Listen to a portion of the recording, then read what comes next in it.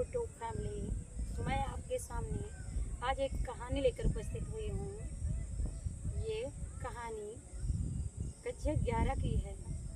लोभा पापस्य कारणम, संस्कृत दिग्दर्शिका का है।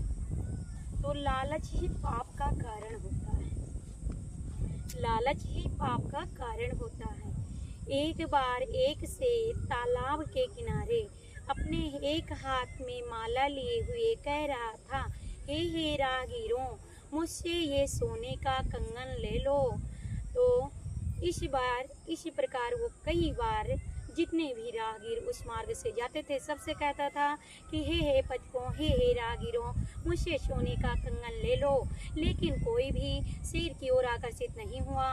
अचानक एक दरिद्र ब्राह्मण आया और ब्राह्मण शेर के सोने के कंगन को देख करके आकर्षित हो गया और वो सोचा कि शायद ये अच्छा ही कह रहा है, इससे यदि मैं सोने का कंगन ले लूँगा तो मेरी आर्थिक स्थिति सुधर जाएगी।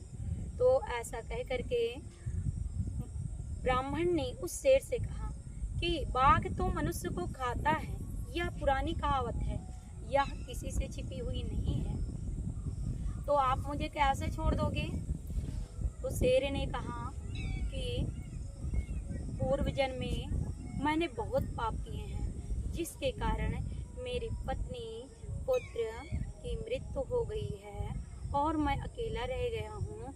इसलिए मुझे एक ऋषि ने बताया है कि आप दान धर्म का आचरण करें।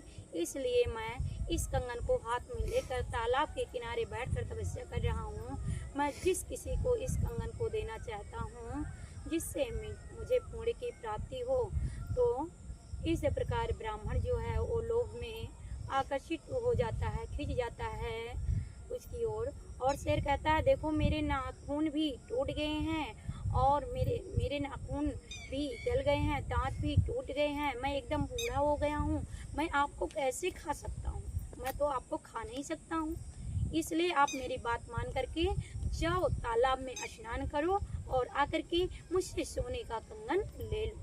इस प्रकार जब शेर ने कहा तो ब्राह्मण लालच में पड़ गया और शेर ने कहा, ठीक है, मैं आपको सोने का कंगन देने के लिए तैयार हूँ, लेकिन मैं सोने का कंगन तभी आपको दूंगा, आप तालाब में स्नान करके पवित्र होकर आओ, तब मैं सोने का कंगन आपको प्रदान करता हूँ।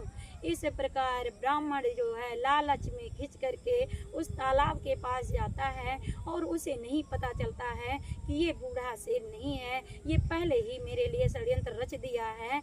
और वो शेर जो है तालाब में कीचड़ बना रखा रहता है कि दलदल रहता है। जैसे ही वो ब्राह्मण धीरे धीरे तालाब में स्नान करने के लिए जाता है तो वो दलदल में कीचड़ में फंस जाता है। मनुष्य यानी ब्राह्मण फंस जाता है।